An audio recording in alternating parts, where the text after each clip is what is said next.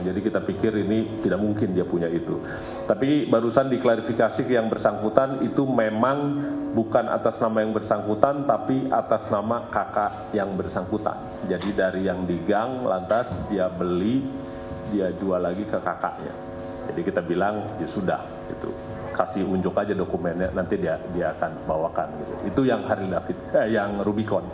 Yang Harley Davidson karena nggak ada plat nomornya, kita juga nggak bisa cari kemana-mana. Yang kerjasama dengan dealer, ya kita mulai dengan Samsat biasanya gitu, dan di Samsat itu kita dikasih Mario gitu, impornya dari mana, kapan itu bisa kita cari gitu. Oleh karena itu sebelum kita cari ke sana kan kita cari dulu yang paling sederhana aja, nama BPKB gitu. Kalau dibilang jual massal gitu ya kita pastilah Mario, kita pasti amati gitu kalau ada namanya. Ini sekarang kita angkut nama-nama penjualnya ke Irjen Kementerian Keuangan, ini nama-nama ini pegawai siapa sih gitu. Kita menduga kan ini pegawai Dirjen Pajak, tapi sebenarnya namanya udah kita kumpulin dan sore ini kita bawa ke Irjen Kemenq untuk dicarikan ada nggak nama pegawainya. Bisa jadi bukan pajak, bisa jadi istrinya, anaknya, nggak tahu kita. Oke, makasih. Baik, pertanyaan kedua tadi, nama dan medianya. Iya, selamat sore, saya Ari dari okezone.com. Yang pertama saya mau nanya soal ini, pejabat bea cukai di Jogja, Eko Darmanto itu juga sekarang jadi sorotan gitu, suka pamer harta dan pesawat gitu, Cessna itu. Nah sekarang hilang gitu, lenyap gitu, mungkin takut ya karena ada kasus ini gitu. Apakah KPK juga sudah mulai menyoroti perilaku hedon dari pejabat bea cukai di Jogja ini? Sudah, dan besok akan keluar surat tugas pemeriksaannya. Jadi pas kita periksa. Artinya besok diperiksa ya Pak Pala langsung itu? Iya. Surat tugasnya keluar. Kirain langsung tersangka. Ada lagi? Nah, yang kedua juga PPATK bilang bahwa ada dugaan pencucian uang di Rafael gitu, dan ada indikasi pihak perantara gitu. Nah, apakah KPK sudah menindaklanjuti ini gitu, atau mungkin sudah terendus ada unsur suap atau gratifikasi yang diterima dari Rafael Alun, bapaknya Mario ini gitu. Ini yang kita cari dalam proses klarifikasi. Jadi buat teman-teman juga mungkin masyarakat sangat ingin tahu nih dari mana sih sebenarnya aslinya asalnya kan gitu kan. Soal kaya, nggak kaya, seperti saya ulang berkali-kali bahwa berapapun hartanya silakan aja ditaruh di LKPN. Nggak ada kesalahan orang kalau punya hartanya tinggi sepanjang asalnya bisa dipertanggungjawabkan. Nah ini karena orang hartanya besar, kita cari pertanggungjawaban asalnya gitu ya. Kalau asalnya degratifikasi, pas buktinya ada, pasti kita pindahkan ke teman-teman di penindakan gitu. Jadi target kita bukan sekedar mengklarifikasi ini hartanya bener apa enggak, tapi asalnya dari mana. Kalau asalnya bisa dipertanggungjawabkan, kalau di LKPN kan asal harta kan cuma disebut waris, hibah dengan akta, hibah tanpa akta, hasil sendiri, cuma itu aja. Nah ini yang kita dalemi nih sekarang, termasuk laporan PPATK kita baca, mau dia pakai apa gitu, kita baca sekarang. Ya, tapi targetnya sekali lagi bukan hanya meyakinkan bahwa hartanya 51 miliar, tanahnya itu ada semua, lantas yang lainnya oke gitu, enggak gitu. Kita cari asalnya sekarang. Makanya jadi agak lama karena kita cari asalnya, dan ini periodenya panjang ke belakang. PPATK seperti saya bilang 2003 transaksinya udah disebut, walaupun dia belum wajib lapor. Kira-kira itu ya. Yang terakhir satu lagi Pak Pala, tadi sempat disinggung bahwa ada geng-geng gitu di pejabat Kemenkeu gitu ya. Nah apakah KPK sendiri sudah mengindikasi ada banyak pejabat Kemenkeu yang memiliki harta tak wajar gitu. Nah kalaupun ini jadi momentum juga bahwa pencegahan ini kan kurang disorot gitu, pencegahan dari KPK.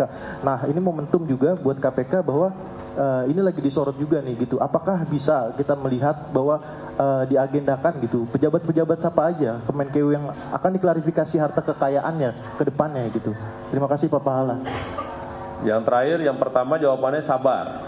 ya pastilah kita ini. Tapi kalau dibilang geng ya bukan geng kayak anak SMP ngumpul-ngumpul, enggak. Kita dapat informasi aja si ini nih sama si ini. Kita lihat oh iya perjalanan karirnya nyambung di beberapa tempat. Misalnya itu yang saya maksud geng. Jadi jangan dianggap geng dia berkomplot, enggak juga lah gitu. Tapi ada polanya yang kita lihat. Oleh karena itu kita sangat penting untuk lihat gimana sih polanya ini. Kayak PPATK bilang pakai orang lain baik, kita lihat bener nggak, pakai nama lain atau pakai PT, nggak tahu karena ini baru ini juga kita masuk ke wajib lapor yang kasus pidananya belum ada. Biasanya kan kalau udah ada baru kita dimintakan. Ini gimana caranya kalau belum ada? Masyarakat bilang hartanya tinggi.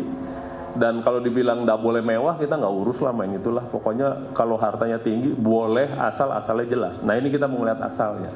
Kalau ini kita dapat polanya, saya sih dengan teman-teman juga pengen bener gitu kan.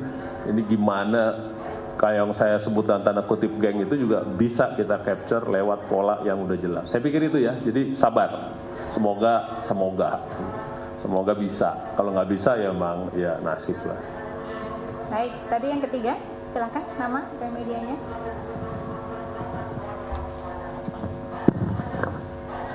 Izin Pak Bala, sama sih sebenarnya soal geng itu, tapi polanya itu seperti apa sih Pak? Boleh dijelaskan? Apakah ini ya, belum dulu dong Gi, masa gue jelasin sekarang, ntar tahu belum tentu benar juga foto gua. Yang jawaban itu jelas saja lah, belum. Ya udah nanti pas nongkrong ya Pak. Nah terus yang kedua itu soal 6 perusahaan itu kan sudah disebut tadi ada di Minahasa Utara dan di Jogja ya Pak. Berarti kan Minahasa Utara dua. Yang di Minahasa Utara itu yang pemilik dari properti itu 2 perusahaannya. Jadi 2 perusahaan memiliki dan dua-duanya milik yang bersangkutan istri atau anaknya. Yang di Minahasa Utara 2. Yang 4 lagi kita cari. Yang jelas 1 catering, CV Sonokeling atau apa namanya gitu. Tapi yang lainnya kita belum. Yang Jogja seperti saya bilang lagi jalan nih, karena ada banyak kita lagi lihat dan kita lagi periksa ini nama PT bukan, yang gitu-gitu ya. Terus ini kan juga ada kritikan juga dari mantan pimpinan KPK gitu ya, soal LHKPN ini kan seperti kayak cuman formalitas gitu ya Pak, dan apa ya, semacam deklarasi gitu. Apakah nanti akan ada istilahnya payung hukum yang lebih kuat supaya nanti belum keluar Pak, baru tadi saya kontak. Ya. Jangan gitulah Mas Ali, dikit-dikit bocoran dari mana gitu terus maksudnya. Ya, jadi apakah mungkin nanti lebih tegas gitu Pak sanksinya gitu Pak? Misalnya kalau ini asal-asalan ngisi atau salah atau apa, sanksinya seperti apa gitu Pak? Terus sama tadi Bapak juga menyebutkan soal kerjasama dengan inspektorat ya Pak. Dan ini kan dirilis Mas Ali itu kan di 2012 sampai 2020 sudah disampaikan gitu ya. Nah itu apakah ada tindak lanjutnya atau cuman hanya dicuekin saja atau bagaimana, dan nanti kedepannya seperti apa kerjasamanya itu Pak? Terima kasih. Terima kasih Gi. Jadi yang pertama sanksi, sebenarnya kalau kita berharap dari tahun 99 itu ada sanksinya, jangan hanya administratif gitu, kita juga gregetan juga. Jadi sanksi untuk tidak lapor sanksinya apa, untuk melapor tidak benar sanksinya apa, untuk melapor benar tapi asalnya tidak benar itu sanksinya apa. Selama ini semua hanya administratif dan diserahkan ke pimpinannya. Yang jadi masalah kalau pimpinannya juga nggak tertarik sama LKPN, ya sudah, orang terang-terangan bilang saya nggak ngelapor, ya nggak diapa-apain. Yang melapor tidak benar malah nggak ada sanksinya, nggak diatur sama kita. Melapor tidak benar. Nah sekarang melapor benar tapi asalnya tidak benar, ya ini juga apalagi gitu. Jadi kalau dibilang Gi, apakah kita sangat ingin ada sanksi? Ya sangat ingin lah gitu kan. Kalau dibilang di basa-basi ya sekarang itu. Tapi kan kita upayakan. Masih ada mekanisme klarifikasi, masih ada pemeriksaan, masih ada teman-teman penindakan kalau ada indikasi gratifikasi atau suap yang ada di banknya, misalnya begitu ya. Itu jadi kalau soal sanksi ya kita berharap lah. Yang berikutnya apa tadi? Gue lupa. Oh tindak lanjut yang 2000, yaitu yang 2019 kita periksa yang bersangkutan 2015 sampai 18, keluar lapornya 2019 awal. Kita datang ke Irjen, bukannya dicuekin, dibingung juga kali gitu kan, karena ini cuma angka, ini setoran tunai, ini dari siapa, ini orang gitu kan, namanya ada, ini orang siapa, kan harus dicari se-Indonesia, ini apa nih orang gitu ya misalnya, kalau nih orang, ini setoran tunai lah, ini teknis banget nih, di rekening saya ada setoran tunai 100 juta, saya konfirmasi ke rekening korannya ada setoran tunai 100 juta. Saya tanya ke banknya, ini proses sebulan lagi nanya, siapa yang nyetor tunai pada tanggal segini? Ini pengalaman mengklarifikasi, ada office boy kantor, ada teman, ada saudara, kita nyari orang se-Indonesia loh, nama Yogi se-Indonesia. Nah makanya kita bilang, wah ini udah jelas-jelas dibilang setoran tunai. Nah kalau setoran tunai terus terang kita agak sulit nih, siapa nih yang nyetor? Nah ada juga yang nyantumin nama.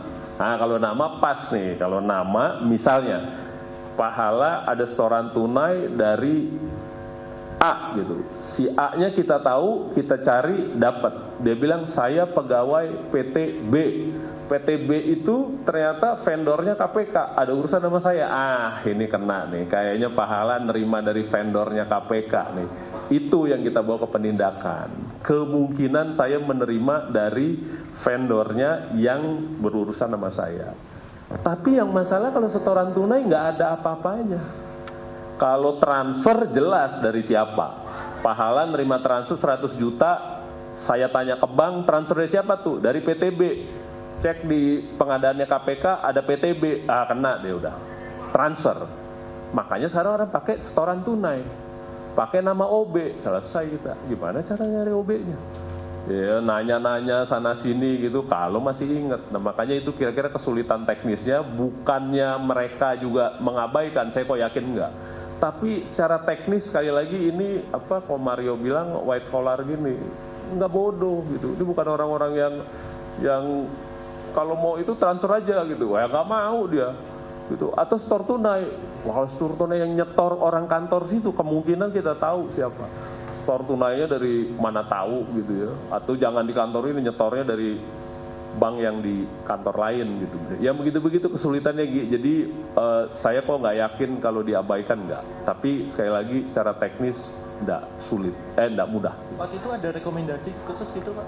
Nggak. Jadi kita cuma bilang ini hasilnya yang kita lakukan, ini transaksinya, ini setor tunai, yang ini pindah ke istri. Secara teknis kita terangkan semua gitu. Kita bilang kenapa ya kok hartanya segede gini nih untuk jabatan segini. Sekali lagi profil itu kita jadikan pegangan. Kalau profilnya nggak match, kenapa ya kok bisa yang segini? Kita bandingkan dengan yang lain gitu lah. Ini juga sama sama dia gitu, kepala KPP gitu. Kok jauh banget ya gitu. Kayak gitu-gitu. Jadi omongannya kalau rekomendasi khusus enggak, karena secara teknis sudah sampaikan, kita diskusikan, memang tidak ada tindak lanjut yang real. Tapi diabaikan sih enggak gitu. Mungkin saya pikir karena sulit juga. Baik, saya buka sesi kedua jika masih ada. Oh, sebentar, saya sebelum ke sana ada satu lagi pertanyaan soalnya dari online Pak. Boleh kita jawab dulu untuk perwakilan dari online yang mengikuti lewat akun media sosial KPK. Apa didalami juga terkait dengan pencucian uang dalam pembelian aset menggunakan atas nama istri dan anaknya Pak? Ini dari Indonews. Kemudian satu lagi terkait dengan apakah dari klarifikasi yang telah dilakukan KPK terdapat harta yang mencurigakan dari yang bersangkutan? Mungkin bisa digabung penjelasannya Pak, singkat saja. Kalau pencucian uang belum nyampe situ, gitu, segera sesudah ada unsur pidananya, sekali lagi kewenangan pencegahan kan cuma sampai situ ya. Nanti kita pindahin ke penindakan, ya, nanti diteruskan segala macamnya dia. Nah kalau bilang apakah udah ada indikasi, sekali lagi klarifikasinya masih jalan dan saya yakin bukan hanya sekali ini. Pasti ada yang lagi. Ini cuma mengklarifikasi yang 2019-2021 harta-hartanya saja benar nggak yang dilaporin ini ya gitu ya. Baru sampai situ sebenarnya. Jadi pasti ada lagi yang lain. Kalau apa hasilnya nanti kita teruskan di klarifikasi yang berikutnya. Sambil kita ngumpulin data-data juga. Tapi secara khusus gitu kami dari Direktorat LKPN gitu berterima kasih kepada media dan masyarakat itu yang memviralkan. Saya tahu juga ada Minahasa Utara karena media juga gitu kan, bahwa ada aset sana sini. Pesan saya teruskan gitu ya, kalau ada orang yang kira-kira pamer-pamer gitu teruskan aja gitu. Toh silakan diakses e-announcementnya KPK, lihat di situ namanya gitu. Kalau dia PNS wajib lapor pasti ada gitu. Dan kita akan tindak lanjuti segera karena di KPK juga kita robah sedikit tim pemeriksanya 2 kali lipat lebih besar dibanding tahun lalu. Karena kita bilang kepatuhan udah nggak isu sebenarnya sekarang. Kira-kira itu. Makasih. Baik, terima kasih Pak Pahala. Mohon maaf karena memang waktunya terbatas. Setelah ini Pak Pahala akan ke Kementerian Keuangan untuk mengkoordinasikan lebih lanjut terkait dengan klarifikasi yang kami lakukan hari ini. Jadi jika rekan-rekan berkenan untuk bergabung, maka penjelasan secara lengkap akan kami sampaikan kembali bersama dengan Kemenkeu. Saya tutup sore hari ini langsung. Baik, saya tutup ya rekan-rekan. Terima kasih. Wassalamualaikum warahmatullahi wabarakatuh.